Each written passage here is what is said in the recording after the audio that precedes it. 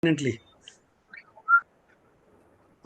Now we will have to unpack the Jane Street episode, which, like we all know, SEBI is a well structured uh, uh, law enforcing body. However, the compliances are just a mirage. It's very surprising to find that with so many regulations and laws being there in place, how could SEBI,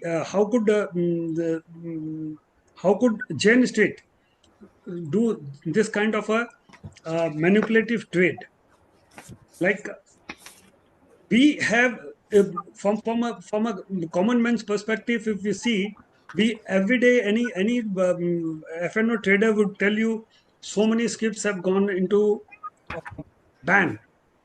Now SEBI has got all kind of restrictions in place. Like if 20, more than 20% of the free float of any script, if that hits 90%, 95%, then it goes into the ban.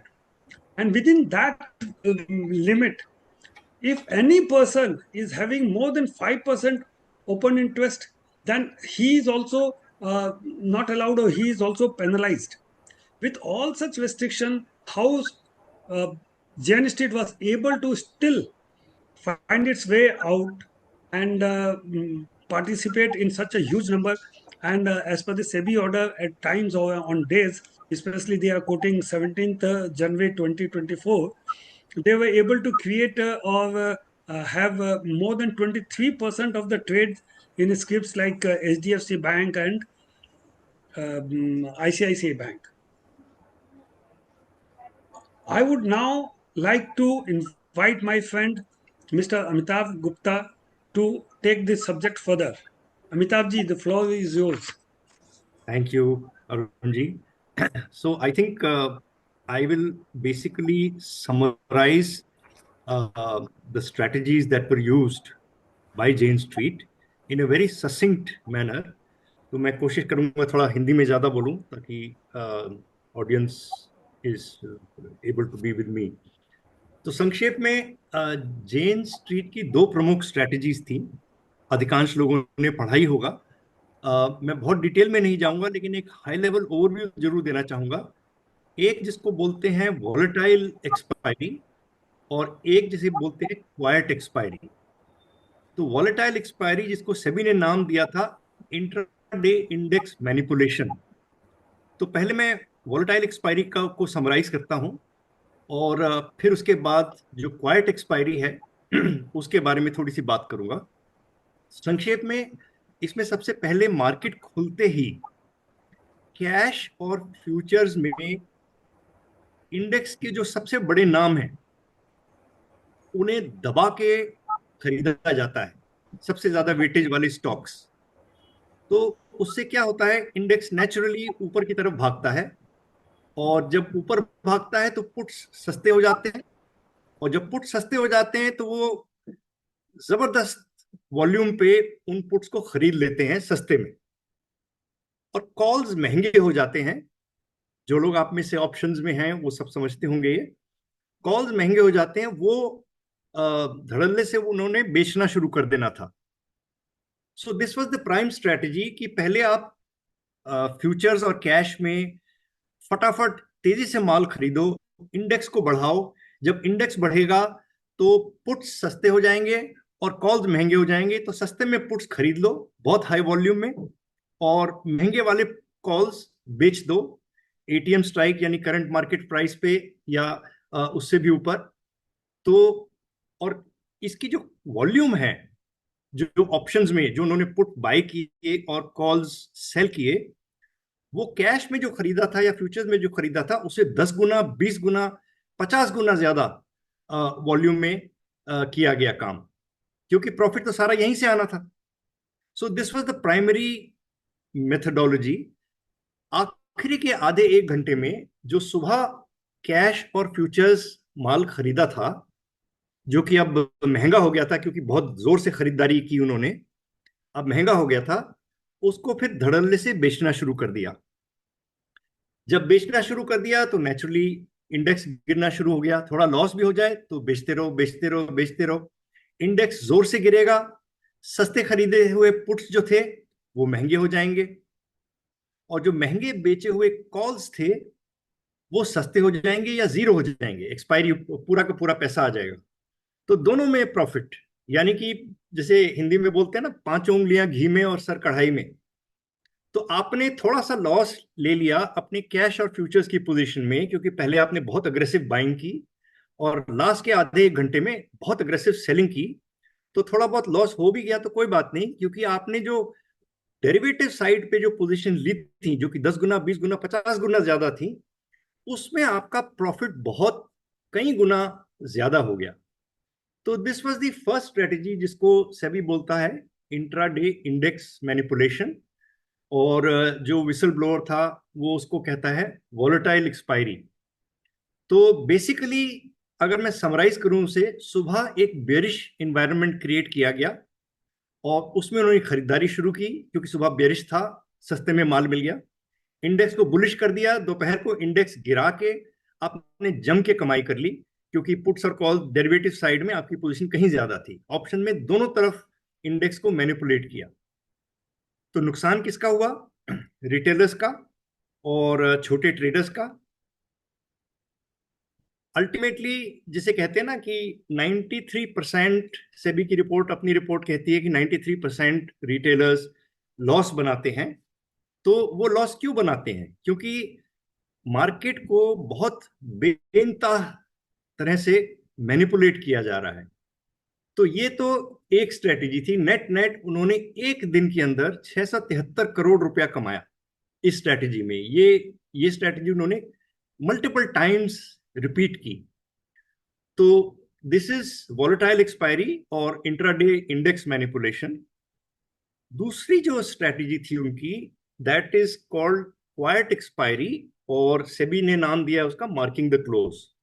उसमें basically जो आपकी settlement price है, जो कि last के आधे घंटे का वॉल्यूम वेटेड एवरेज प्राइस होता है, उसको मैनेज करने का ऑब्जेक्टिव होता है कि सेटलमेंट प्राइस को ऐसे लेवल पे मैनेज किया जाए ताकि मैक्सिमाइज हो जाए उनका प्रॉफिट।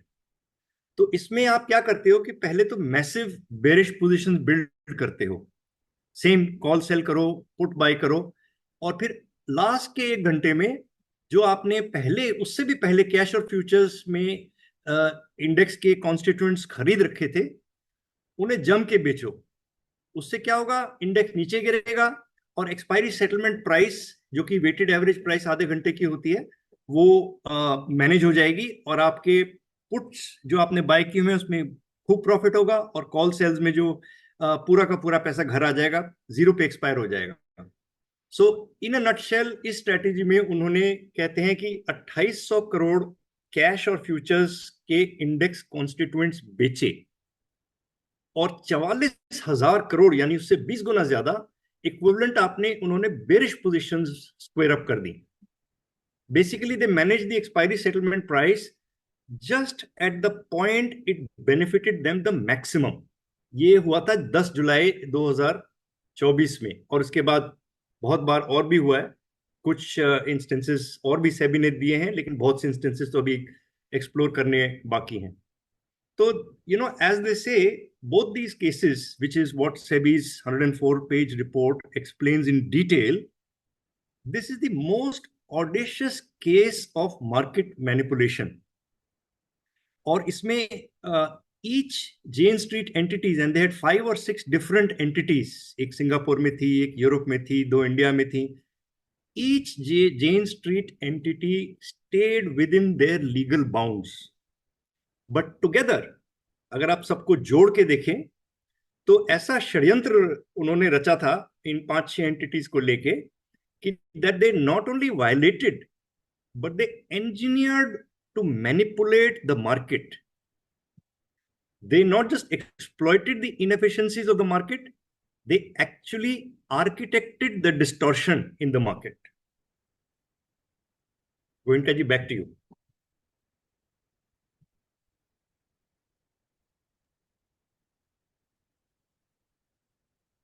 Sorry. हाँ, तो मुझे आपकी बात से ये समझ में आ रहा है, as we all know, FNO is a game of luck, chance. हाँ, तो मुझे वो शोले का कॉइन याद आ रहा है, वो जिसमें अमिताभ बच्चन कॉइन उछालता है, एंड ही ओनली न्यू कि दोनों साइड में हेड्स ही है, तो उसको जीतना ही है। So over here the Amitabh Bachchan was Jain street. वो कैसे भी करके आगे शेयर को ऊपर ले जा रहा है, और कॉरस्पॉन्डिंगली इंडेक्स ऊपर जा रहा है। See, first of all we all understand how index move. जैसे बैंक इंडेक्स में इन्होंने सबसे ज्यादा किया, तो बैंक इंडेक्स में इट हैज अ 12 कॉन्स्टिट्यूएंट। वो 12 शेयर के दाम बढ़ेंगे, और हर शेयर का अलग अलग वेटेज है।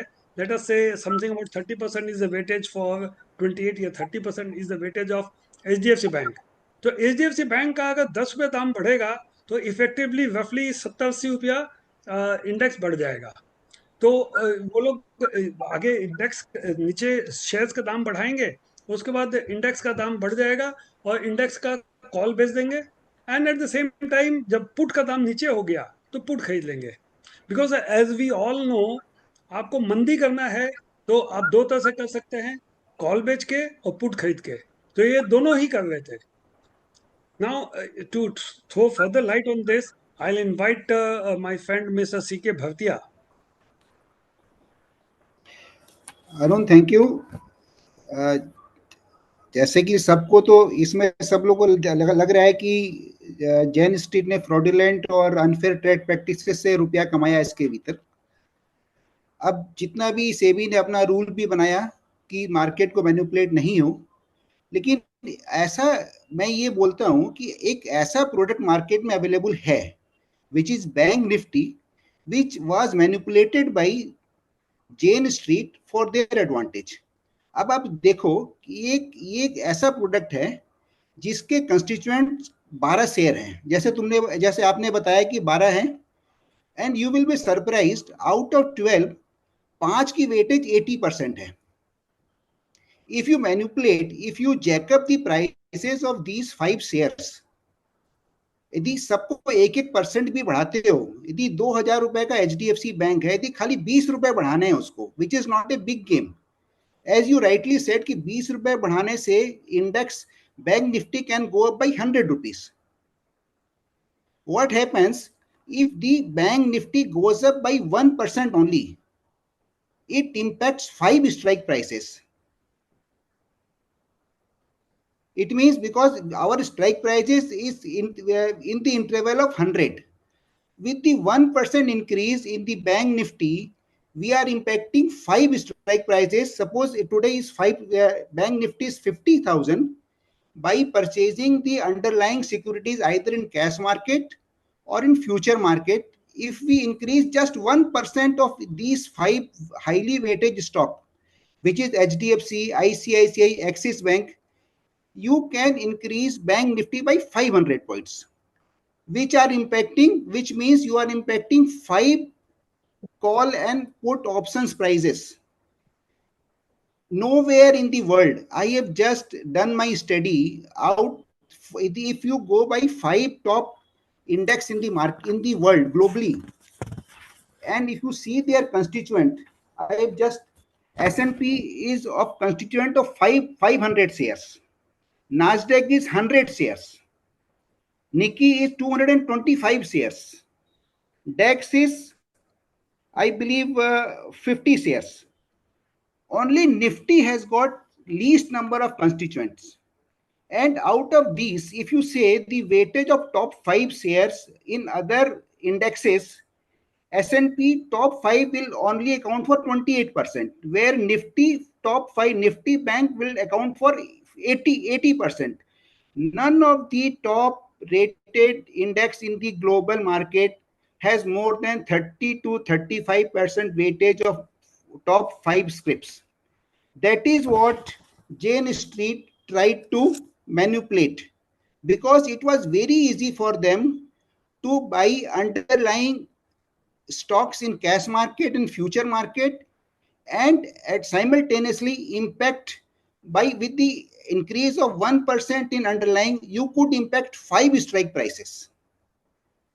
On the expiry date, the more it is out of the money, it is very cheap. The moment you go to that price to make it at the money or in the money, you make lot of money. So I would say they made use of or misuse of a product in the market which was very easy to manipulate, because of the constituent stocks in the Nifty. Bank Nifty is only 12. Out of 12, 5 are of 80% weightage.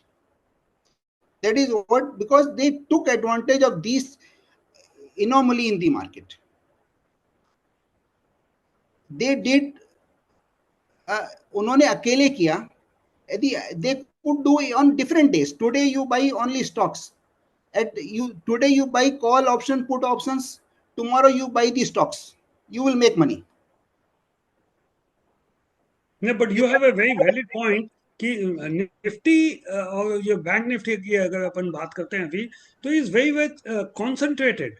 5 stocks में ही इतना हो गया, जबकि 80% हो गया. International norm दूसरी जगह नहीं है. तो दूसरी चीज हमने स्टडी किया कि कोई भी स्टॉक, कोई भी टॉप 5 जो है, यदि आप किसी भी मेजर इंडेक्स का लोगे तो 30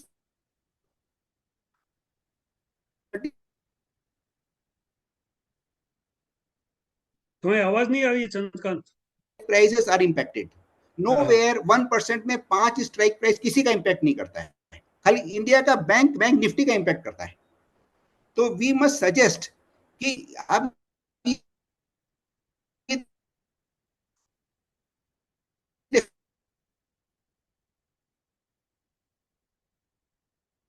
You are not audible. You have to repeat. Chandrakant, तुम्हारी आवाज नहीं आ रही है.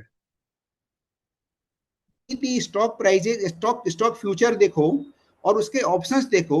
से let us take example of HDFC bank. HDFC is quoted at 20,000 रुपए का. उनका stock price is available at an interval of, options are available in the interval of 20. It means 1%. But in case of bank Nifty आपका ये available है 0.1% में. Okay. 50,000 रुपए का 500 available है, 500 रुपए 100 रुपए में अवेलेबल है. तो जस्ट इमेजिन 0.02% में इट इज 0.2% में अवेलेबल है तुमको strike price. That is the. So you meant for the benefit of audience, I'm just trying to clarify. आपका कहना यह है कि निफ्टी की जो स्ट्राइक प्राइस है वो स्टेप अप और ज्यादा होना चाहिए. जैसे 5,100 के बाद 5,200, 5,100 ऐसा नहीं होना चाहिए. It should be 5,000, sorry 50,000. 50,000 के बाद 50,500 या 500 का गैप में होना चाहिए. आप इसको यदि आप अपने मॉडल में इसको आप यदि इम्पोज करें, यदि ये 50,000, 50,500 और 51,000 होता, तो क्या जेन स्ट्रीट इसको मैनिपुलेट कर पाता? नहीं कर पाता. ये बात सही है. और दूसरा क्या है कि जो भी एक्सपायरी होती है वो स्ट्राइक प्राइस से 10-15 पॉइंट अप एंड डाउन में ही होती है. हाँ, ये भी मतलब उनका ये जो मैनिपुलेटर जिसको बोल सकते हो, कि वो जैसे वो बता रहे थे, अमिताभ जी बता रहे थे कि क्वाइट, जिसको बोलते हैं क्वाइट सेटलमेंट और volatile settlement. If they want, some time you will see कि अपनी एक्सपायरी जो हो रही है एक बिल्कुल एक एट दी मनी पे 5 पॉइंट ऊपर 5 पॉइंट नीचे एकदम क्वाइट एक्सपायरी होती है. हाँ वही. तो दोनों साइड का प्रीमियम खा जाते हैं. माई जो ऑब्जर्वेशन इसके भीतर ये है कि बिकॉज हम लोग की strike price available at a very short difference of 100 which is 0.02. यदि अपने वो देखें, स्टॉक प्राइसेस को देखें, तो HDFC में 1% में अवेलेबल है स्टॉक आपका. ये ऑप्शन प्राइसेस 2000 पे 20 रुपए पे अवेलेबल है. एक्सिस बैंक 1100 रुपए का दाम है, 10 रुपए पे अवेलेबल है, which is again 1%. ICICI bank का 1400 रुपया है, 10 में अवेलेबल है, विच इज अगेन 0.75%. स्टेट, आपका स्टेट बैंक है जो इसके कंस्टिट्यूएंट की मैं बात कर रहा हूँ, जो निफ्टी बैंक की 800 रुपए का दाम है, उसके स्ट्राइक प्राइसेस 10 रुपए में अवेलेबल है, which is again 1.25%. But in case of Nifty and bank Nifty it is 0.25%. Right. So as a remedy, this is a very valid suggestion which you are giving, we will submit आप last में, तो ये अपन remedial measures SEBI को suggest करेंगे कि strike price में gap होना चाहिए, और let it be linked to 1% का गैप हो, लाइक स्टॉक फ्यूचर जो इसके लाइक अंडरलाइन जो है सब 1% में, सिंगल ये भी स्टॉक 1% फ्यूचर। होना चाहिए। यदि करेक्ट अपनी करेक्ट। सोचे 1% होता तो 500 रुपए बढ़ाने के बाद में उनको 50,000, 500 सपोज मान लो 50,000 में उन्होंने शुरू किया उस दिन, और यदि 300 रुपए भी बढ़ाते तो 50,500 में उनको कोई पैसा नहीं आता, चाहे कॉल खरीदते या पुट खरीदते कुछ भी नहीं होता। They could manipulate only one, here they manipulated 5 strike prices. Hmm. That is what I want to say. नहीं, और तुम्हारा एक ये पॉइंट भी अच्छा था, following the international norms, like से इंटरनेशनल में कहीं पे भी पांच, like what what is the number you said, कितना? मैंने कहा किसी भी आपका जो भी ग्लोबल इंडेक्सेस हैं, हाँ मैक्सिमम 5 जो वेटेज है ना, 28-30% के वेटेज हैं।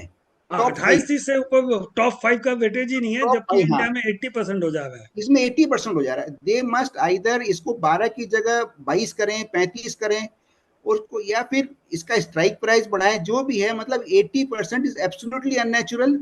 ये इंडिया में हमने S&P में भी नहीं मिलेगा, नास्टेक भी नहीं मिलेगा, निकी भी नहीं मिलेगा, डेक्स है, अब डाउ जोन्स किसी में भी नहीं मिलेगा। भरतिया जी, आपका ये सजेशन बहुत ही अच्छा है। मैं आपसे चाहूंगा कि आप मेरे को ईमेल भेजें इस सजेशन का, जिसको हम लोग फॉर्मली सेबी के ऊपर पेश करेंगे कि आप इसको फ्यूचर में देखें।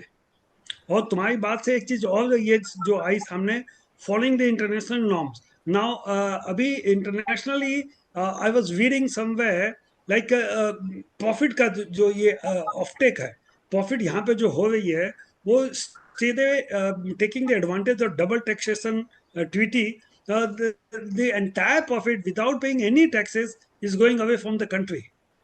So yes, income tax department will also have to look into it.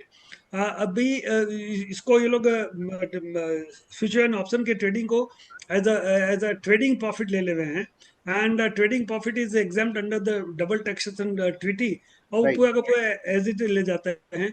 वेरेस China में compulsory they deduct 5% tax, compulsorily. तो ये भी एक एंगल है जो income tax department should take it up now. I think इसका लीगल एंगल समझाने के लिए I will invite mister Ravi Prakash, who is a very bright and in my opinion young, although not so young, advocate. Ravi, are you there? Yes, I'm here, sir. Uh, So thank you for giving this opportunity. I think I can only add based on what, I mean, it has been fairly put out by Amitabh Gupta sir and C.K. Bhartiya sir, and you, in your own plenary remark, you have said that the larger modus operandi of how they have distorted the integrity and fairness and manipulated the prices. What I feel is this is very akin to, analogically, what happened in the case of illiquid stock options. I'm not saying to compare it at the granular level, but see what has been done here. In those cases, there were rapid reversals. There are also rapid reversals here. You considerably push the constituent stocks in the morning and then dump them, push them down to benefit your pre-held positions in options. And as was expounded by Gupta sir, that वो लोग जानबूझ के ये positions बना रहे थे. And this is not one-off instances. They themselves they call it strategy. Now I would like to address one point: whether the market was susceptible to such kind of misuse or not. Dehots that argument, and you rightly said that going forward this could be a suggestion. But even that would not allow anybody to manipulate the market by uh, sheer might of the capital or strategies as they are calling it.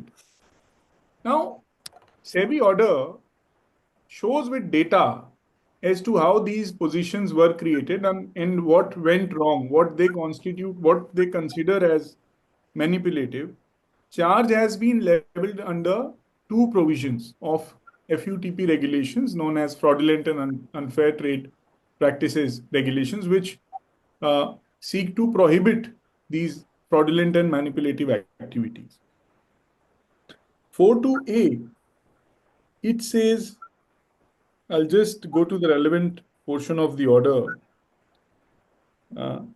It says, knowingly indulging in an act which creates false or misleading appearance of trading in the securities market. You see, there is a particular section in the order, and I'll go to that particular section also. It says that while they incurred losses in cash market of 199 crore and some 7,208 odd crores in futures, they made exceptionally high profit, more than 32 crores of 36,000 crores of profit in index option. On standalone basis, and I'm quoting this from SEBI order, what SEBI's reasoning is why this is manipulative is that on standalone basis, there was no logic of making such consistent losses in cash and futures. If they did not have the positions that they had in options, the contra positions, and the delta exposures that were there was no logic of incurring these standalone losses. And on an standalone basis, they would have suffered losses in most of the cases. The losses would have been absolute. What they did is they knew that investors look up to the index to price the options, to judge the pricing of the options, whether that it will be a profitable trade or not a profitable trade. That call is taken by looking at the index. So the benchmark that was ought to be relied upon by people, they manipulated that benchmark. And based on that, they profited. Now, one may say this is an arbitrage, but the name is not that. Arbitrage, as is understood globally, is a passive strategy where one can benefit from the mispricings of the market. But it veers into manipulation, and the name arbitrage would be no defense when, on the facts, it is seen that somebody was steering the market, demand and supply, to suit their self-serving needs. That's where it becomes active intervention and interference with the market forces, creation of a misleading appearance, and therefore manipulation.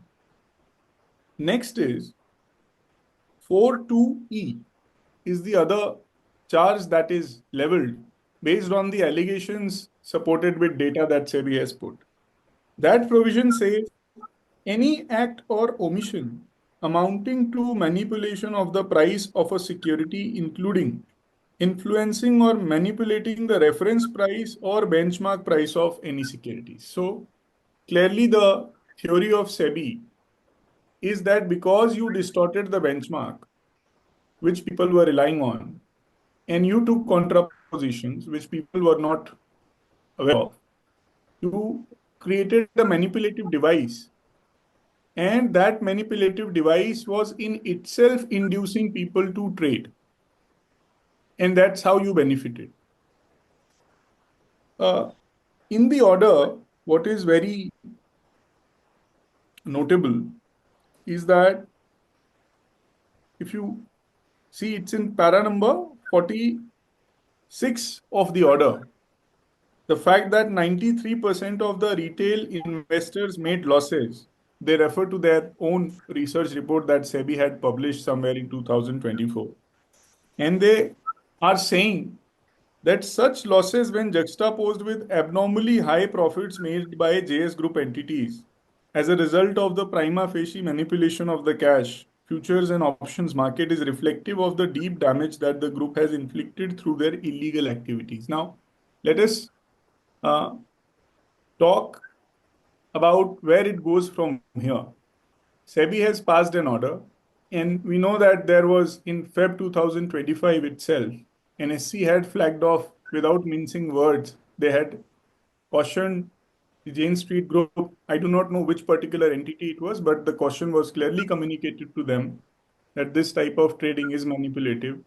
They ought to stop.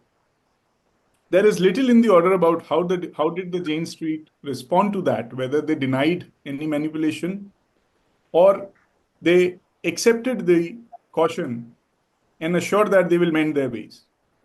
While SEBI order does suggest that they assured that they'll be mending the ways, but again, the same manipulative pattern was observed. Now, from this stage, the order is of dual nature. One is that it passes a slew of directions which are not punitive, but are preventive as per the structure of SEBI Act. Under Section 11 and 11B, only protective and remedial orders and deterrent orders can be preventive and remedial orders can be passed and not punitive. So the measures are preventive that they have taken. So far as from where you started, Arun sir, that they have deposited the money and whether now they can trade or it would be subject to restrictions or would SEBI not allow them? I think para 60 of the order that answers it, where they have said, considering all of the above, therefore I'm convinced that pending detailed investigation, the balance of convenience lies in 1. Passing interim directions against the entities for impounding and retaining the alleged unlawful gains, and restraining the entities from dealing in securities till such time the directions for impounding illegal gains is complied with. So this second condition that is imposed, that has been complied with by them if the amount has been deposited as per the instructions given by SEBI in the order. With this background, let me just start one by one. What are the legal issues in this? Number one, has SEBI been able to set up a prima facie case against Jane Street? The answer is a resounding yes. The data that SEBI has put, the correlation that SEBI has drawn is not a one-off event. And in these type of cases, in fact, way back in 2016-17, Supreme Court rendered a transformative verdict in the matter of Kishore R. Ajmera, where they said, and I'll just quote it from the order itself so that it makes itself clear and I do not place it with my own observations. He said it is a fundamental principle of law that proof of an allegation levied against a person may be in form of a direct substantive evidence, or as in many cases, such proof may have to be inferred by a logical process of reasoning from the totality of the attending facts and circumstances surrounding the allegation and charges made and levied. While direct evidence is a more certain basis to come to a conclusion, yet in the absence thereof, the courts cannot be helpless. It is the judicial duty to take note of the immediate and proximate facts and circumstances surrounding the events on which the charges, allegations are founded, and then to reach what would appear to the court to be reasonable conclusion therefrom. The test would always be that what inferential process that a reasonable, prudent man would adopt to arrive at a conclusion. In this entire concept, court called it the concept of preponderance of probabilities. And it is on this principle that the SEBI's order passes the muster of a prima facie case. Now the burden of proof is on Jane Street as to how they would address it. Of course, they would have many options at their hand, seeking data from SEBI, information from SEBI in terms of the long line of judgments culminating at Reliance's case from Supreme Court and T. Takano's judgment. In fact, because the case is set up on all documentary evidence, because whatever you trade in market is all recorded. I say market is continuously under surveillance and every trade, every order, all data is there. So their defense has to meet the same plane. Their defense that it was an arbitrage or that it was our strategy or that we would not disclose strategy, in my opinion, would not suffice. They will have to come up with articulation of data that showcases that there was no manipulative device or ploy that was deployed by them to systematically, pickpocket the investors in FNO. And the losses that they made in cash and futures was not a sacrifice, a calculated sacrifice for the larger gains that they were eyeing at. And as pointed out Bhartiya sir, Amitabh sir, the strategy number 2, which was extended closure, that SEBI says in the order that is a manipulative device in itself, based on literature that SEBI refers to.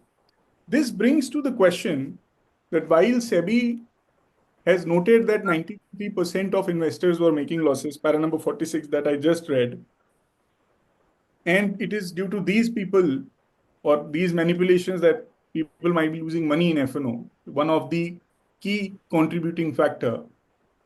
What is worthy to note is whether these investors would get restitution or not in this case. यही बात बताओ, हम लोग को common investor को सबसे ज्यादा इसी चीज में इंटरेस्ट है कि हमको पैसा मिलेगा कि नहीं हमारे नुकसान का. I'm just coming to it. As you say, and I've just borrowed it from you. You educated me on this concept that a disgorgement without regorgement is nothing but a paper formality. So that is there, but we'll have to skim through the legal procedure what SEBI has.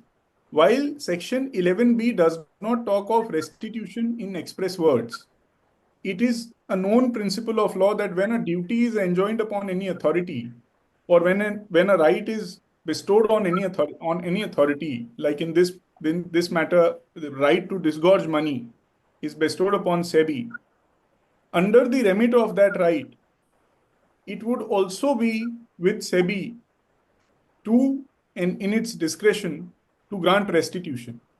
And restitution has also happened in securities market. It is not the case that the power of restitution is not there with SEBI. But what happens in most of the cases is that proving that I was actually a victim of this particular fraud and I lost money due to the very set of facts and circumstances that SEBI has alleged and based on which disgorgement was ordered is difficult for investor. Number one, investors do not turn up, lack of awareness, lack of education. And secondly, even if they go, sometimes they approach too late in the day, or they do not put correct legal grounds or the entire chain of events before SEBI. So that is the problem. Ravi, I'll interrupt you over here. Yes. हमको एक बात बताओ, there has to be a difference between disgorgement and a penalty. अगर SEBI बोलती है disgorgement कर रहे हैं, that shows the intent of SEBI to regorge it or to give it back to the people who have lost. Otherwise उसको simple penalty बोलती. Now अगर वो disgorgement है, with the intent कि उससे पैसा recover करके एक्चुअल जिसने सफर किया है. See I am always an advocate of a small advocate means not in legal term. I am always fighting for small investors. तो हमारे जितने फ्रेंड्स हैं जो सुन रहे हैं हम लोगों को, वो सब ये चाहेंगे कि हमारा जो इतना लॉस हुआ है, जो 93% में मेरा भी तो कंट्रीब्यूशन था. At times I have said the blood on the street which you see, उसमें 100 ग्राम मेरा भी है. हाँ, तो 100 ग्राम मेरा है यार, वो मेरे को पैसा दिलाओ वहां से. And if not you as a legal expert, तो कौन हम लोग को help करेगा?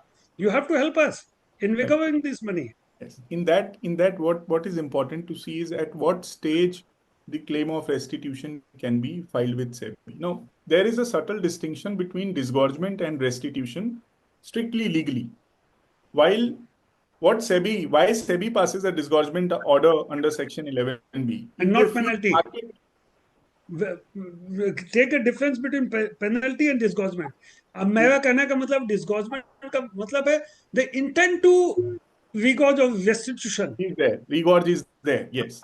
So, how that intent is applied by SEBI so far, I'm on that, and I'll just contradistinct the penalty. Penalty acts as a deterrent.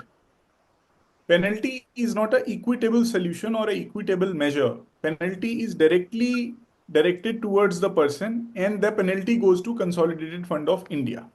It cannot be applied for restitution to any person. So the penalty goes out of question. Now disgorgement. Disgorgement, like restitution, is an equitable remedy. But in most of the cases, either claims are not received by SEBI. I'll just give you a reference of a recent case that happened that was decided by Supreme Court in this April 2025, April or around May. In that, the claim of restitution, the power of restitution has been observed to be alive. So the order captures it in a way that makes it confounding to understand. But ultimately, after two, three reads, I understood. Even earlier, I was also of the impression that there is no power of restitution. But what Supreme Court said, that once a matter has attained finality and is barred by res judicata, now we cannot allow restitution. Now we cannot direct for restitution because it will be barred by res judicata. In essence, what Supreme Court did indicate is that the power of restitution or the remedy of restitution is not dead. It is provided for, and it is up to the discretion of the regulator. Now, what is incumbent on investor is to act timely, is to lay their claims before the regulator timely. And I think in this Jane Street case, not speaking in abstract, but to speak in the context of Jane Street case, investors may quote para number 46. They may read the order. Para number 46 is the para where the SEBI is sort of juxtaposing the investors' loss with the activities of Jane Street. And this is only the tip of the iceberg. There could be many other who were following the tailwinds or doing the same thing in a different way and yet to be caught. So if they follow this process, they may have a bright chance of it being considered by SEBI.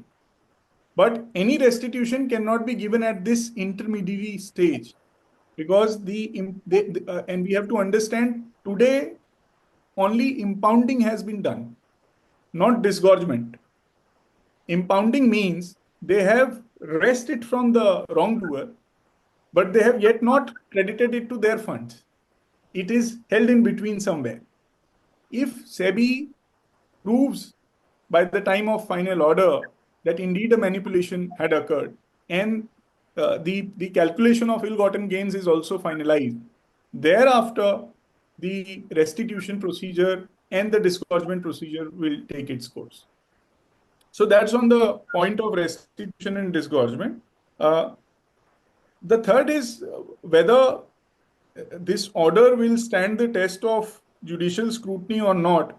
I feel that there is enough data and analysis in the SEBI's order to close the circle of preponderance of probability. But at the same time, the order uses adjectives at many places instead of the hard data, which would give room to Jane Street to counter the claims. And sometimes the SEBI order also uses two options in alternate. So while I was reading the order, I saw that the draftsman had tried to play safe and use two alternatives. At some time they are saying you pushed up the prices, artificially pushed the prices, or lend considerable support to the prices. So I mean, these are the in couching the order in words, they have used adjectives which might be difficult for them to defend if at all Jane Street attacks them, literally. And they are going to do it because when you do not have to speak on the main point, you speak on all the peripheral issues. And we see those sort of defenses being raised. But ultimately, how the courts are going to consider it is they will put all the factors considered by SEBI, arraign it in an order, and then all the defense points put by Jane Street in an order, and they will see whether it is a case where the manipulation happened more likely than not. That is the test. Not mathematical accuracy, but reasonable man test. From shards of glasses, they will try to build a evidentiary mosaic, and based on that, the decision will be rendered, and that's a legal yardstick that can be applied in securities market. Unless until SEBI has stated in order something which is alien to the reality or the correlation does not exist and it has been tried to put in the order, or there are some errors with the foundational facts, SEBI has got a good case on paper. I'll just conclude with one observation by the jury in Reg versus Hodge. It's a case of 1838.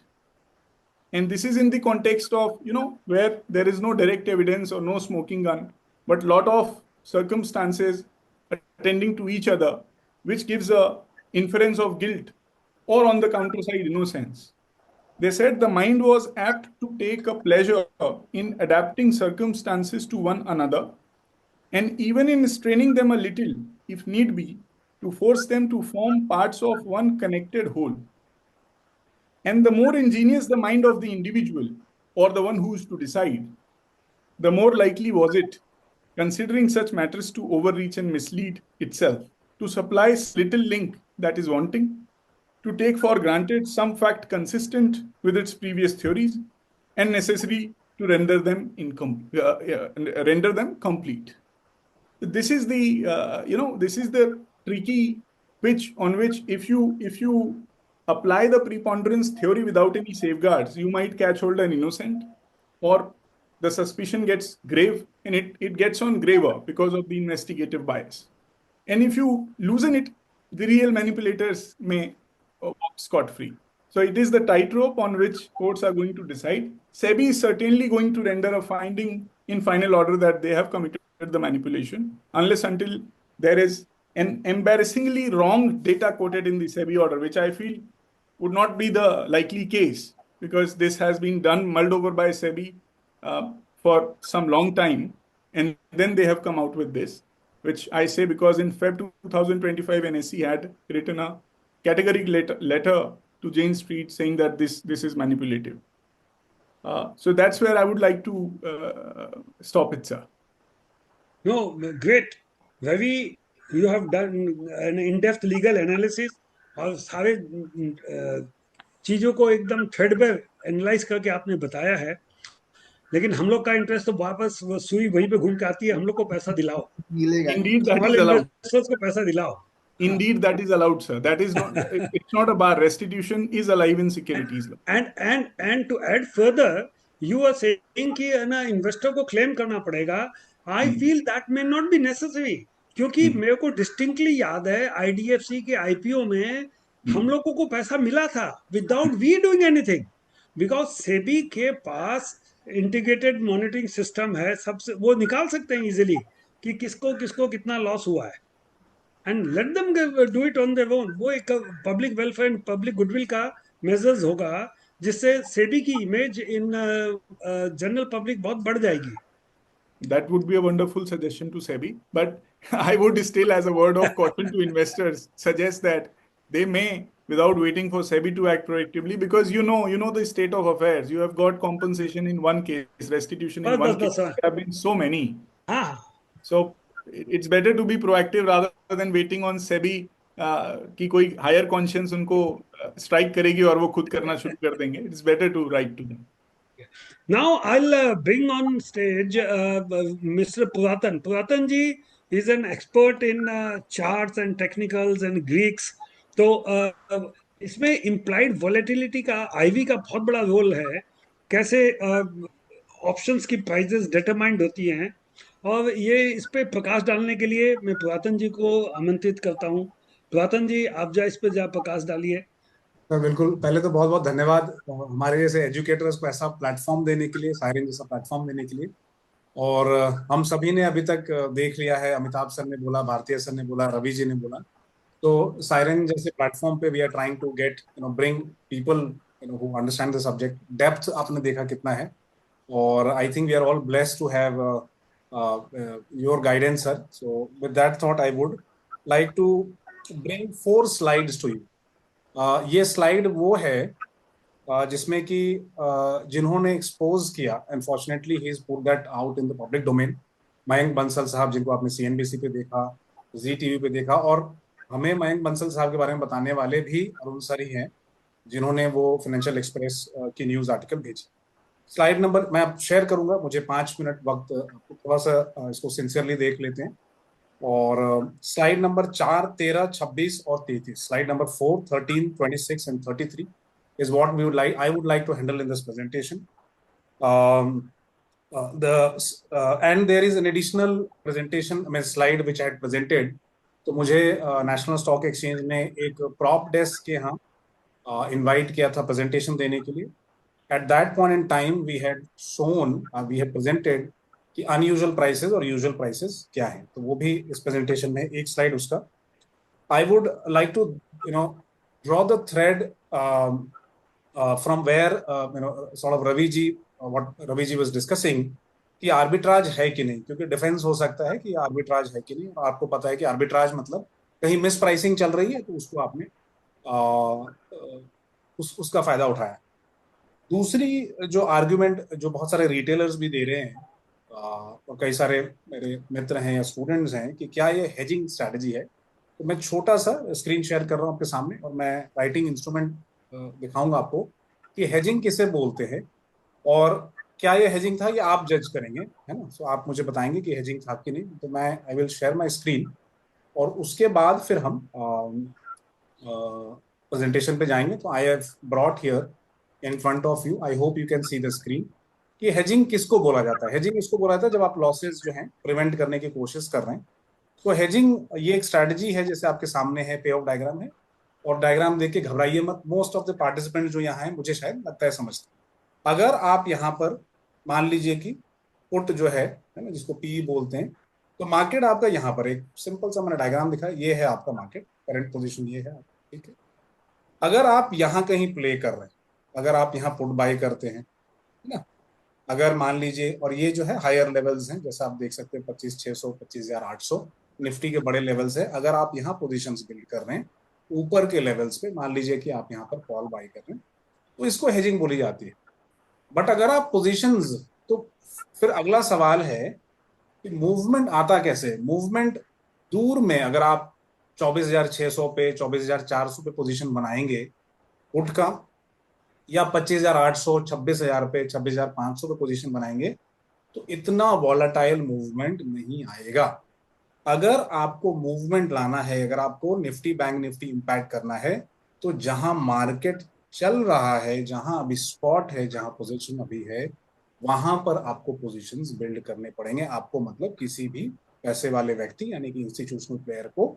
और ये मैं बहुत sincerity से कह रहा हूं, ये मैं I am saying this after interviewing many participants. If you have to move the markets, you have to build your positions where the markets are operating, और ये डेफिनेटली हेजिंग स्ट्रैटेजीज में नहीं क्लासिफाई होता है। और अब जब उसमें क्वांटम मिक्स कर देंगे 40,000 करोड़ इस टाइप के पोजीशंस, और उसमें आपने फ्यूचर्स भी मिक्स कर दिया, कैश पोजीशन भी मिक्स हुए, तो ये जो है हेजिंग, क्योंकि हम लोग पढ़ाते ही हैं सर हेजिंग स्ट्रैटेजीज, ये इसमें क्लासिफाई नहीं होता है। हेजिंग तब की जाती है जब आप अपने लॉसेस को आप बचाना चाह रहे हैं, और आप कहीं इस लेवल पे, यानी कि ये लगभग 24,400 का पोजीशन होगा, या इन लेवल्स पे आप पोजीशन बिल्ड कर रहे हैं, तो इसको आप जो है हेजिंग बोल सकते हैं। अगर आप क्लियर कट, अगर आपका इरादा होगा मूव करने का, तो ये जो खेल रहे थे, ये हाइड एंड सीक का गेम है। एंड आई अगेन से this with lot of sincerity, why they were playing hide and seek, क्योंकि मुझे मालूम है कई सारे एल्गो पार्टिसिपेंट से जब मैं इंटरेक्ट कर रहा था,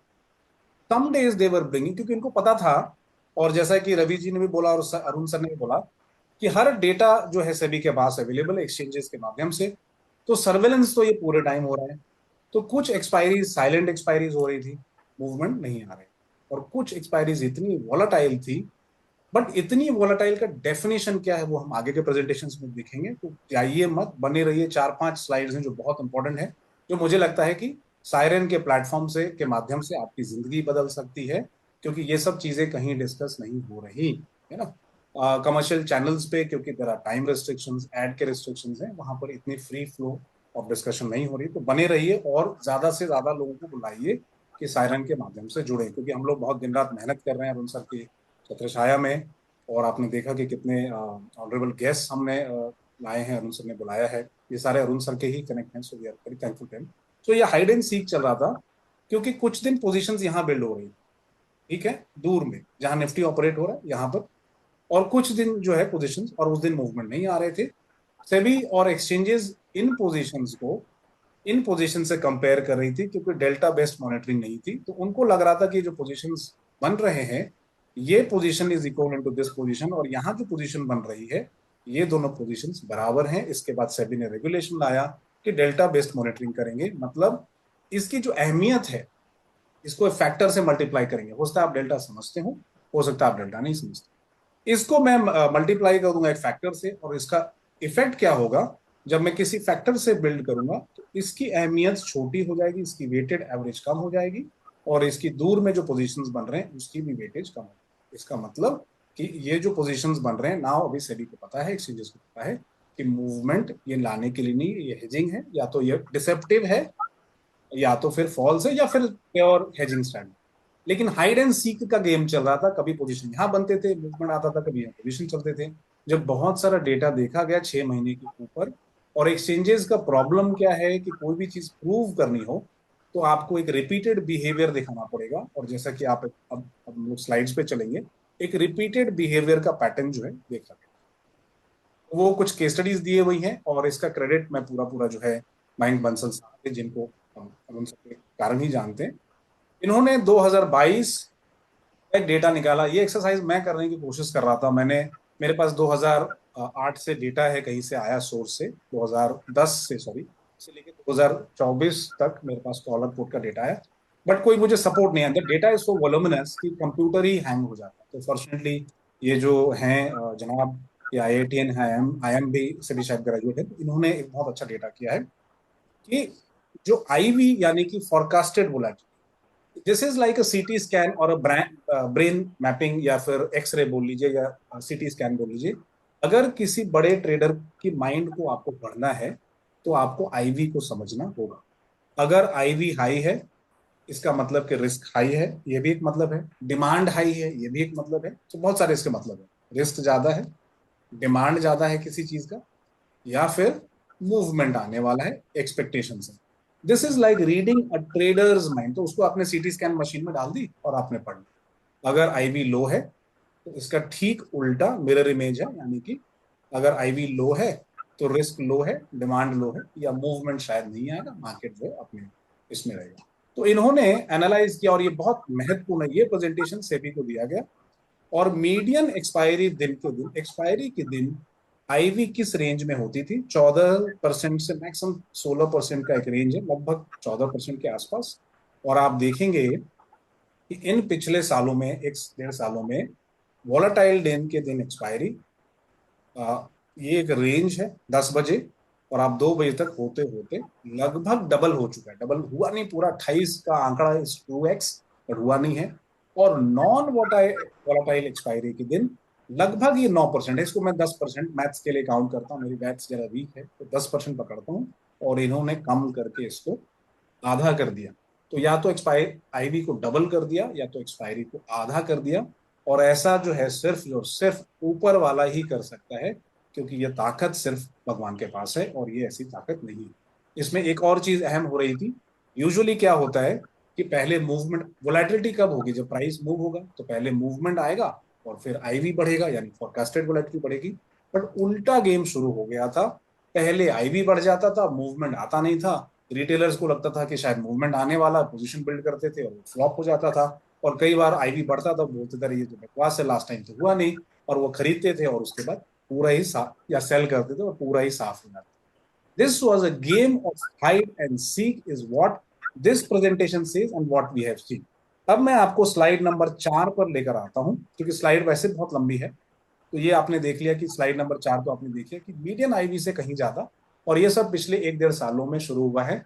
ये आप जो देख रहे हैं डेटा आपके पास पिछले लगभग मुझे लगता है कि 1 सालों का है। अब मैं आपको स्लाइड नंबर 13 पर लेकर आता हूँ, और वहां आप पाएंगे कि स्लाइड नंबर 13 में पॉइंट नंबर जो है 2, उसका पॉइंट नंबर 4 मैं आपको बताऊंगा। सो बुलेट 2 एंड सब bullet 4, so this is here, सो 1 2 3 4, है ना। और ये क्या कर रहे थे? ये इतने मास्टर हो गए थे कि क्वाइट एक्सपायरी को ये 1 से 2 पॉइंट के अंदर एक्सपायर कराता है। क्वाइट एक्सपायरी के दिन ये 1 से 2 पॉइंट, तो ये डिसाइड करते थे कि आज यहाँ एक्सपायरी होगी, ये स्ट्राइक लेवल पे एक्सपायरी होगी, और 1 से 2। तो ये मार्केट पार्टिसिपेंट बनना नहीं हुआ। This was like becoming the market itself. तो जो चार्जेस लगे हैं, मुझे लगता है कि इससे बड़े चार्जेस शायद लगने चाहिए। और 4,000 रुपए करोड़, मतलब जो अमाउंट है, मुझे लगता है कि आई थिंक शुड ट्रेडिंग, मतलब legal experts can suggest better. मुझे लगता है कि शायद और भी लॉन्ग शायद केस बनता है, व्हाट आई फील। क्योंकि आप सेबी और कोई भी जो regulator, whether it is SEC, would not allow you to become the market itself. Market में बनने में फर्क है। अब मैं आपको स्लाइड नंबर 26 की ओर लेकर आता हूँ, और पॉइंट नंबर 3 यहाँ पर क्लियर कट मेंशन किया गया है कि, और इसको मैं quote unquote I would like to read of the author, who's again I would like to quote him and give him full credits, क्योंकि ये प्रेजेंटेशन सभी के पास गई है। We had he is he had suggested कि वो siren के member बने, हम कोशिश जारी है ना. So he had said that if someone can casually move Nifty by 2% at his discretion, then she is nothing short of God in the markets, and it is pointless trying to compete with him at another. तो या तो आप market छोड़ के चले जाइए, दूसरे market में ट्रेड कीजिए, ऑप्शन ये है, या दूसरा है कि ऐसे लोगों को चेज करें and bring them to justice, है ना. तो ये बहुत बहुत जरूरी है, क्योंकि आप यहाँ पर खुदा बन चुके हैं. अब मैं आपको स्लाइड नंबर 33 की ओर लाना चाहूंगा, जहाँ पर और भी कुछ एविडेंसेस दिए हैं. एक दो एविडेंसेस जो है, जो केस स्टडीज, तो यहाँ पर हम डिस्कस करेंगे. And also who gets impacted as I scroll through, everyone, especially the retailers, day traders, swing traders. और बहुत मजे की बात है कि लॉन्ग टर्म इन्वेस्टर्स भी इम्पैक्ट हो रहे हैं. ठीक है, लॉन्ग टर्म इन्वेस्टर्स इसलिए इम्पैक्ट हो रहे हैं क्योंकि आप जो म्यूचुअल फंड खरीद रहे हो, जो एनएवी आप ले रहे हो, क्योंकि अब मैनिपुलेट हो रहा है, आपके स्टॉक्स मैनिपुलेट हो रहे हैं, प्राइसेस मैनिपुलेट हो रही है for a strategy which is built for FNO. उनको कोई लेना देना नहीं है स्टॉक खरीदने से, तो आपके एनओवी पे भी इम्पैक्ट है, और लॉन्ग टर्म इन्वेस्टर्स इम्पैक्ट हो रहे हैं, क्योंकि वो जो चाहे price, and most likely you are buying इधर एट हाई प्राइस, या तो बहुत ज्यादा स्प्रेड है, बाई और सेल में बहुत बड़ा गैप है. This is all being done with knowledge, क्योंकि ये जो करा रहा है उसको शायद सेबी के लॉ, मतलब ये सोचना कि सेबी के लॉज पता नहीं है या लॉ ऑफ द लैंड पता नहीं है, ये बहुत ही नाइव और इग्नोरेंट थॉट होगा कि उनको ये पता नहीं. आई am sure they have a legal team. अगर लीगल टीम नहीं होती तो इतना जल्दी रिस्पॉन्ड कैसे करते, अगर ये सब चीजें कर रहे हैं, क्योंकि प्राइमरी बिजनेस इनका नहीं है. So we understand that the primary business is market making, जो मार्केट मेकिंग का बिजनेस है उससे 3 से 4 गुना बड़ा, 3 गुना लगभग बड़ा ये इंडिया का ऑपरेशन है, जो जहां से पैसे आ रहे हैं. इसलिए सिर्फ और सिर्फ ये एफएनओ का नहीं बोल के, अच्छा आपको तो पता ही था, रिटेलर्स कर रहे थे, सट्टा कर रहे थे, जानकर कर रहे थे, उसमें रिस्क है, 90+%, 93% पीपल लूज मनी, इसलिए उनको छोड़ दिया जाए. ये आपके एनएवी के भी प्राइसेस को impact. Slide number 3, let me just have a look if I've missed on anything. एक चीज मैं आपको और दिखाना चाहूंगा, and in most of the cases you would see, and then I will go to the presentation that I have made. जो भी movements आ रहे थे, एक्सपायरीज के जो मूवमेंट्स आ रहे थे, मुझे हाँ, एक दो स्लाइड्स और हैं और बहुत सिग्निफिकेंट. तो जो हाई आईवी वाला जो केस था, उसमें जो आईवीज यानी कि जो एक्सपेक्टेड वोलेटिलिटी थी, उसमें 3 सिग्मा का मूवमेंट. 3 सिग्मा का मूवमेंट क्या है? सिग्मा यानी कि स्टैंडर्ड डिविएशन. हो सकता है कि आपको समझ में आए सिग्मा, हो सकता है नहीं समझ में आए. नहीं समझ में आए तो आपके पास सायरन है, सायरन के पास चले आइए. नॉर्मल चाल अगर आप एक एक चाल चलते हो, जब आप चलते हो तो आप एक एक walk 1 step at a time. But if you are jumping 3 steps at a time, it is abnormal behaviour, है ना. आप तब ऐसा करते हैं जब पानी सड़क पे कहीं शायद पडल ऑफ वाटर है, तो ही आप जंप करेंगे, रोज तो आप जंप करके चलते नहीं. This is unusual behaviour. इसका मतलब ये भी है कि अगर 100 पॉइंट एवरेज चाल मुझे 100 या 150 पॉइंट निफ्टी की है, तो वो डेली एक्सपायरी पे, हर एक्सपायरी पे 450 पॉइंट जब भी वो चाहते थे मूव करा रहे थे. 3 सिग्मा मूव कराना हो ऐसा. ये एक एग्जाम्पल इन्होंने दिया 15 मई 2025 को, आईवी 3 सिग्मा मूव कर. दूसरा एग्जाम्पल मुझे दे दीजिए कि 3 सिग्मा का सिग्निफिकेंस क्या है. 3 सिग्मा यानी कि सिर्फ और सिर्फ 0.01%, 001% केस में ऐसा मूवमेंट आता है. कोविड जैसे कि 100 साल में एक बार हुआ, वो 3 सिग्मा का मूवमेंट, निफ्टी का जो फॉल था, it was greater than 3 sigma. तो ऐसी चीजें सिर्फ 1% से कम, मतलब 0.01% केस में ऐसा मूवमेंट होता है. और ये जो चाल थी, ये लगभग हर एक्सपायरी की चाल हो गई थी, है ना. सिर्फ आपको पता नहीं था कि किस एक्सपायरी में ऐसा होगा. और मैं ये भी सायरन के माध्यम से आह्वान करूंगा कि जो भी इस स्ट्रैटेजी को फॉलो कर रहे थे, या जिनको भी पता था जेन स्ट्रीट के साथ, उनको भी धरना चाहिए. They should also be made accomplice in this one, and I am sure we will be able to identify. आपने ये 15 मई का एग्जांपल देखा. 30 दिसंबर की एक्सपायरी देखिए 2024 की, इसमें भी 3 सिग्मा का मूवमेंट. 3 सिग्मा मतलब कोविड जैसा फॉल, जो कि 10 साल में, मतलब 100 साल में शायद कोविड आया होगा और रिसेशन 2008 के बाद आया. It is absolutely abnormal. It is playing with peoples money. 3 sigma का मूवमेंट नॉर्मल नहीं है. फिर से मैं रिपीट करूं, 0.01% केसेस में ही ऐसे मूवमेंट आते हैं, which is very very rare. और एक और एग्जांपल इन्होंने दिया 13 दिसंबर 2024, हमने लगभग 26 एक्सपायरीज इन्वेस्टिगेट की थी सिर्फ अपने लिए, स्टूडेंट्स की पढ़ाई के लिए, क्योंकि उन्हें बचाना था। कई सारे प्रोग्रेस बंद हो गए इस कारण। यहाँ भी 3 सिग्मा का मूवमेंट, 3 सिग्मा का मूवमेंट लाना मतलब आप जो है 100 साल में होने वाले इंसिडेंट को आप ऑलमोस्ट हर महीने 2 बार तो मिनिमम शायद वो ला पा रहे थे, और ये डिफिकल्ट वाला था। फिर इससे बचे कैसे, क्योंकि हमारे स्टूडेंट्स को भी लॉसेस होने लगा। So we had to go to we had to start talking कि हम करें क्या। तो हो क्या रहा था, अनयूजुअल एक्सपायरी में मैं आपको छोटा सा एग्जांपल दूंगा before I hand it over to Arun sir.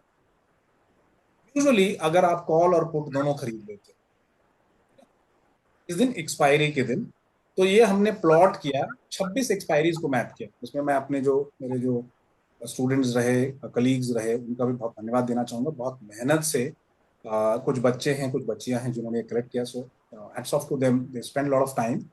और ये हमने प्रिपेयर कर लिया था, तो we were able to avoid some expiries. But हर एक्सपायरी कैसे आप अवॉइड करोगे, क्योंकि मूवमेंट ही नहीं आता था। तो चारों पता चला चारों एक्सपायरी आप ट्रेड ही नहीं कर, है ना। So we were forced out of the markets virtually. तो एक तो लॉस हो रहा था, और कई सारे लोग ऐसे थे जो ट्रेड ही नहीं कर पा रहे थे। आपने ज्यादा डेटा एनालिसिस कर ली और मूवमेंट ही नहीं आ रहा है, तो you are forced to remain out of the market for months. ऐसा भी हो रहा है। तो जो यूजुअल चाल है कि स्ट्रैडल यानी कॉल और पुट एटीएम पे जब आप खरीदते हैं जहाँ मार्केट है, तो लगभग हमारा एस्टिमेट था कि 12:30 बजे ये 80-90 रुपए के बीच में होना चाहिए। लेकिन ये प्राइसेस होते थे मेनी डेज 120 रुपए, 150 रुपए। ये है अनयूजुअल स्ट्रैडल प्राइसेस जो हमने प्लॉट किए कि भाई चल क्या रहा है मार्केट में, समझ तो आता नहीं है, कैसे पता चले कि नहीं ट्रेड कर, ठीक है। और ये धीरे धीरे कम होकर अगर मार्केट क्वाइट एक्सपायरी देती है तो ये ऑलमोस्ट मतलब 80 रुपए के नीचे, 0 रुपए, मतलब बहुत वेरी क्लोज टू जीरो होना चाहिए। But they were able to move the prices up. अब ये होता कैसे था, तो आपने जैसे मान लीजिए कॉल को कंटिन्यूसली आप बाय कर रहे हो, ठीक है, और शायद आप पुट को भी बाय कर रहे हो, या पुट के प्राइसेस को आप नहीं छेड़ रहे हो, सिर्फ कॉल आप बाय करते रहो, ये प्राइसेस ऊपर जाने लगेंगे। जितना थीटा जी के जितना वैल्यू, बिकॉज टाइम कम हो रहा है, आज एक्सपायरी है तो वैल्यू नेचुरली डिक्लाइन होगी। जितनी भी वैल्यू कम होने वाली थी उतने का मैंने बाय कर लिया। तो मान लीजिए कि मेरी 5 रुपए, बिकॉज जैसे जैसे टाइम लूज हो रहा है, time is a negative factor, अगर मेरा 5 रुपए लॉस होना चाहिए तो उतने का मैंने जाके उस इंस्ट्रूमेंट में पुट में खरीद लिया या कॉल में खरीद लिया। तो कभी ये प्राइस और ये प्राइसेस, या फिर दोनों ही खरीदता गया और प्राइसेस ऊपर। जो साइलेंट एक्सपायरीज थी या जो नॉन वायलेंट एक्सपायरीज थी, उसमें क्या करते थे ये लोग, स्ट्रैडल को मूव नहीं होने देते थे इस प्राइस को। तो क्या करते थे कि कॉल को जैसे शॉर्ट किया और पुट को जो है बाई कर लिया, तो प्राइस कहीं मूव भी नहीं होगा। क्योंकि एक्सपर्ट मतलब जो ट्रेडर्स हैं, जो एक्सपीरियंस ट्रेडर्स हैं, डायरेक्शन ट्रेड्स नहीं करते। किसी को नहीं मालूम है कि मार्केट ऊपर जाएगा या नीचे जाएगा, तो जोड़ी का भाव देखते हैं जिसे हम स्ट्रैडल बुलाते हैं। So they look at a combination of CP, और उनको पता है कि प्राइसेस ऐसे होने चाहिए। बट वो कर क्या रहे थे, प्राइसेस लगभग लगभग फ्लैट था, एक को खरीदा और एक को बेच दिया, तो प्राइसेस ऊपर ही नहीं भागेगा, ठीक। तो ये कंफ्यूजन कर रहे थे। कभी ये क्या कर रहे थे कि दोनों को बाई कर रहे थे। अब retail investor confuse, prop desk जो कि 50 करोड़ 100 करोड़ के ट्रेड्स करते हैं, 500 करोड़ के ट्रेड करते हैं, उनसे मैंने बात की, उनसे भी इंटरव्यू किया है। They were completely confused as to what is happening. The whole of India was shaken, and the first I think was the 18th April, it came as a shocker. मैं लाइव विटनेस हूं उसका। 4% से 10% single day में loss है, and I know a participant personally जिन्होंने 4 करोड़ रुपए एक दिन में खोए। यूजुअली आप 1% रुपया खोते हैं, मतलब 1% of your capital, that's the limit for any professional desk. और उस दिन 4% से लेकर 10%, और कई लोग जो हिमालय पे चले गए, ट्विटर पर बहुत नॉइज हुआ। तो ये मैनिपुलेटिव बिहेवियर है। It was a game of hide and seek, again I would like to say, क्योंकि उनको पता था कि जनता देख रही है, और उससे ज्यादा जो सर्वेलेंस वाले देख रहे हैं। So this is all from my side. I would like to stop it here. I hope you like the data. I hope it has added value. और मैं आप सबसे आह्वान करूंगा, बहुत मेहनत से एक इंस्टीट्यूशन जो है, जो सोशल वेलफेयर के लिए है, सर खड़ा कर रहे हैं, और हम लोग उसमें जुड़े हैं उस मुहिम में। तो आप सभी सायरन में जुड़े।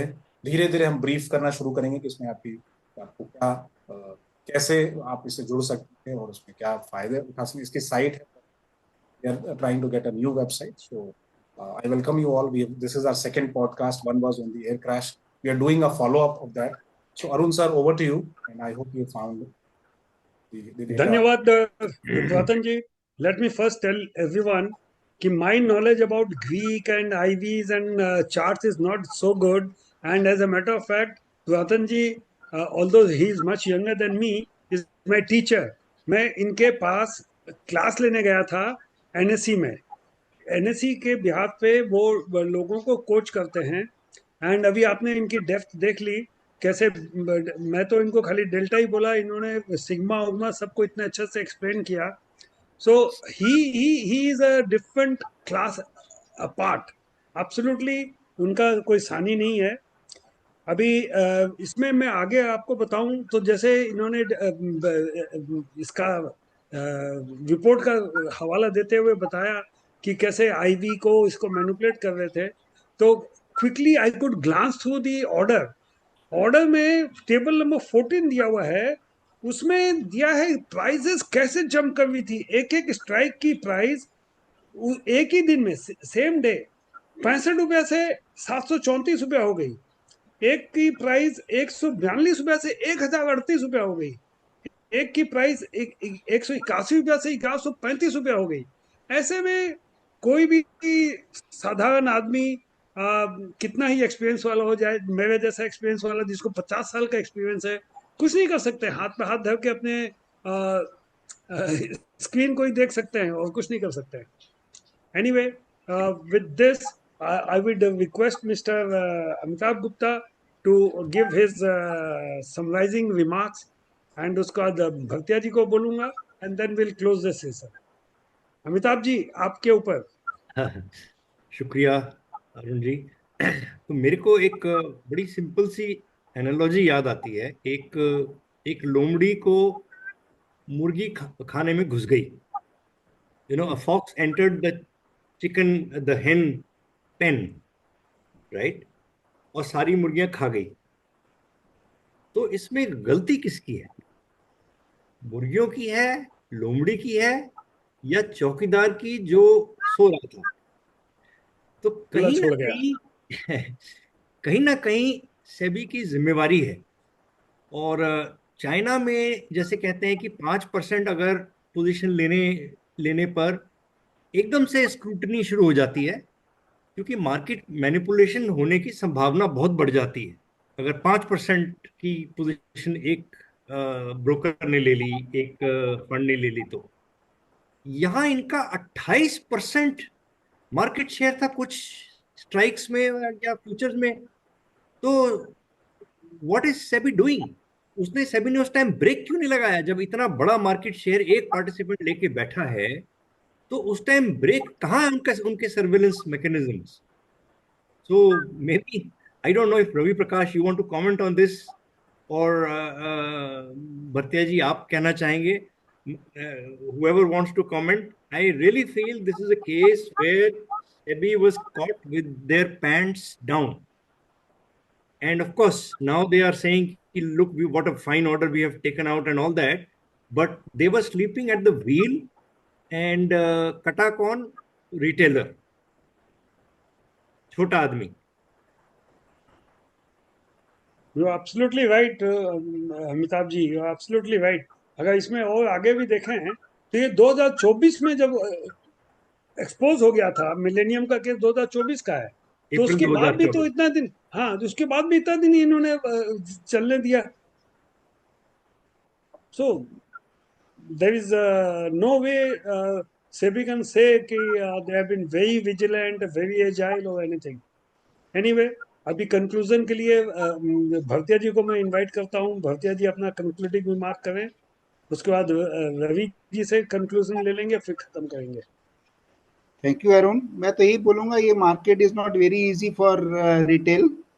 आज के दिन बहुत जितना ये बड़े बड़े प्लेयरों के साथ में हम लोग को लड़ना पड़ता है कि वो लोग की आज ये स्ट्रेटेजी है, कल क्या स्ट्रेटेजी रहेगी, बहुत ज़्यादा मुश्किल है उसके अगेंस्ट में हम लोग को लड़ना. तो एफएनडो में काम करने के लिए विजिलेंट तो बहुत रहना पड़ेगा. और यही मैं बोलूँगा कि retail should be very vigilant in taking position in F and O. This is what I would say. It is not very easy market, बहुत ही कॉम्प्लिकेटेड मार्केट है. And today this, tomorrow something else will come. We have to very vigilant. SEBI will have to take its responsibility more aggressively. मतलब event होने के बाद यदि कुछ कर रहे हैं, उससे अच्छा कि इवेंट जब तक रहे उसी समय हम लोग को खाली ये बताने से कि 93% लोग लॉस भी कर रहे हैं, तो क्यों लॉस कर रहे हैं वो भी जरूरी है बताना। उसको पहले से लोगों को आगाह करना, लोगों को बचाना जरूरी है, ना कि होने के बाद खाली आपको बता देना बहुत ज्यादा उतना नहीं है। SEBI will have to be more vigilant. तो भरतिया जी आप सही बोल रहे हैं, इंडिविजुअल इन्वेस्टर इतना विजिलेंट नहीं रह सकता है, लेकिन जैसे कि पुरातन जी ने बोला, you should all strengthen the hands of Siren, we will yes, become your ears and eyes and ears. हम लोग विजिलेंट रहेंगे अगर हम लोग के हाथ मजबूत हों तो। And yes, as it definitely. Is we were known as the watchman, हम चौकीदार। अब बिफोर द इलेक्शन में चौकीदार वर्ड फेमस हुआ था, उसके पहले से मैं अपने आप को चौकीदार बोलते रहा हूँ कि हम लोग चौकीदार हैं आपकी रक्षा करने के लिए।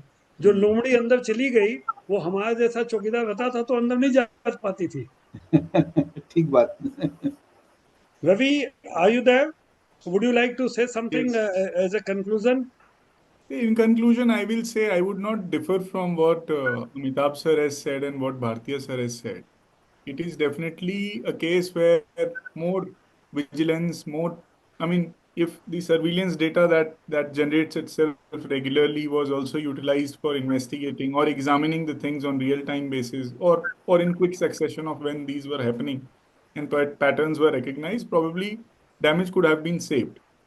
Now, what is the damage is not only in terms of the money that investors have suffered. Now, and it is an ancient vice of securities market that any event, any such event it dampens the investor trust in long run, and that's bad for the market. While uh, the order I feel is fairly good so far as the analysis is concerned. But what Puratanji told is eye-opening and that's shocking. 3% का sigma और ये सब जो variation कराना. Ultimately, in conclusion, I would say that yes, rather than reactive enforcement, there should be proactive enforcement, and that's where a difference would be made for Indian securities market. Otherwise, तो reactive अगर आप कर भी लेते हैं तो आप जो इन्वेस्टर्स को लॉस हो गया, जिनका कॉन्फिडेंस लूज हो गया, उनको आप कैसे वापस लाएंगे? और आप रेस्टिट्यूशन भी नहीं करते. So that is a thing which SEBI has to consider. I think we are at the cusp, and this case should become the change that SEBI must lead. बिल्कुल, तो आप ये सही बोल रहे हैं, इससे मार्केट का परमानेंट एक डैमेज हो रहा है, लोगों का confidence in the market mechanism हिल जा रहा है। Right. Anyway, good. अभी I call on mister Puratan to give his concluding remarks. Puratan ji, over to you. बिल्कुल sir. So I am very thankful to sir Arun Goenka sir for organizing all of this. Amitabh sir and CA Amitabh sir, and we know that what sort of profile he had. Now he is a full-time options trader. Also to CK Bhartiya sir, are also one of our core support, which is we can see Vinod Dadlani sir. So and all our honorable guests here. And आपने देखा रवि प्रकाश जी ने sir ने कितना depth में बताया. So I think all are participants and they are all based out of different, most of them are based, मतलब not all but most of them are based out of different geographies. They have found time out of the busy schedule. काफी coordination हुआ हमारे बीच में. We had a dry run also this evening, इसके पहले भी. and you can और सभी लोग बिजी हैं.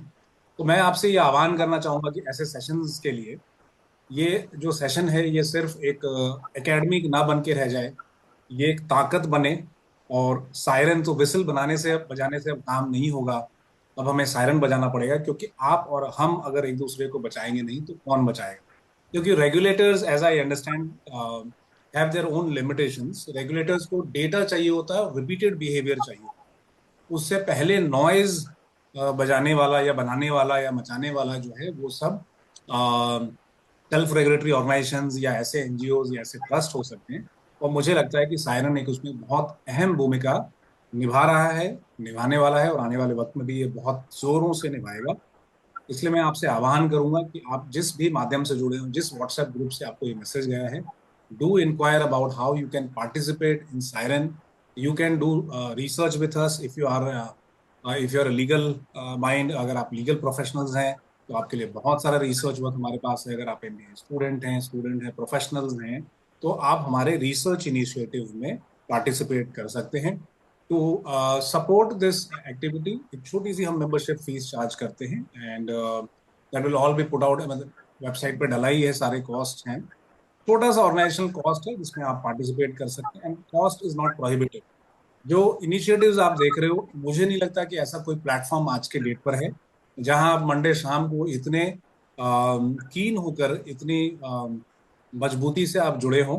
इस मूवमेंट को हम और बड़ा बनाना चाहते हैं। आपसे आह्वान है कि जो भी आपके नेटवर्क में लोग हैं, इन्वेस्टर्स हैं, उनको लाइए। बहुत सारे क्वेरीज हैं जो अनसेटल्ड रहती हैं, और सायरन जैसा आप जानते हैं, सायरन ने काफ़ी इनिशिएटिव्स लिए हैं। That is all listed out in the public domain. जितना बोलें उतना कम है। और साइरन की जर्नी कोई आज एक दिन की नहीं है, ये पिछले 50 सालों की जर्नी है, जहाँ पर हमारे फाउंडर मेंबर ने अपने जेब से पैसा डालकर कई बार दूसरों के लिए लड़ाई लड़ी। तो मैं आपसे ये रिक्वेस्ट करूंगा कि आप सभी जो है इस मुहिम से जुड़े। We will also provide you the link to this recording. It's a recorded session since the time we started. ये सायरन के YouTube हैंडल पे होगा। थोड़ा सब्र करें। जिस भी माध्यम से आप जुड़े हैं उस पर आप जरूर रिक्वेस्ट करें। We will try and send the recordings to as many channels where we have pushed the invitation. अगर नहीं आता है तो आप सायरन के लिंक्डइन पेज पे भी आकर इंक्वायरी कर सकती हैं। YouTube हैंडल उनका एक्टिव हो चुका है, और मुझे आप सबसे उम्मीद है कि आप इस मुहिम में जुड़ेंगे। और ये सिर्फ एक सिर्फ दिखाने की जो है ये मेंबरशिप ड्राइव नहीं है, कि आप एक्चुअल रिसर्च कर सकें। जहां भी आप बेस्ड हों, जिस प्रदेश में भी हों, आप अपने लोगों को बचा सकते हैं। और मुझे लगता है कि रेगुलेटर से पहले जो है रिटेलर है ना, so retailers come first because they are the ones to be impacted. So regulator की अपनी सीमाएं हैं और अपने उनके दायरे हैं, और उनका एक प्रोसीजर होता है। और रिटेलर्स अगर शोर मचाएगा, रिटेलर अगर विसल बजाएगा, रिटेलर विसल ही नहीं अगर सायरन बजाएगा, तो उससे बेहतर एक्शन कभी नहीं होगा। और हो सकता है कि आपका खोया हुआ पैसा एक दिन आपके अकाउंट में वापस हो जाए। सो इस थॉट के साथ मैं यहीं पर इस पैनल डिस्कशन को मैं क्लोज करना चाहूंगा। Thank you to every honourable guest participants जिन्होंने अपना बहुत वक्त दिया, ऑर्डर्स पढ़े। और जैसा मैं देखा रवि सर इधर से उधर जब फ्लिप कर रहे थे तो I saw very thick book in his hand, यहाँ से वहाँ जा रही थी है ना। तो इसके पीछे आप जरा मेहनत देखिए, और इस मेहनत से इस स्प्रेड, अगर आप कुछ नहीं कर सकते हैं तो सिर्फ आवाज जो है दूसरों तक पहुंचने दीजिए कि आपका एक साथी अब मार्केट में आ गया है जिसका नाम सायरन है। बहुत बहुत धन्यवाद, और हम फिर मिलेंगे। Thank you. Thank you. Thank you.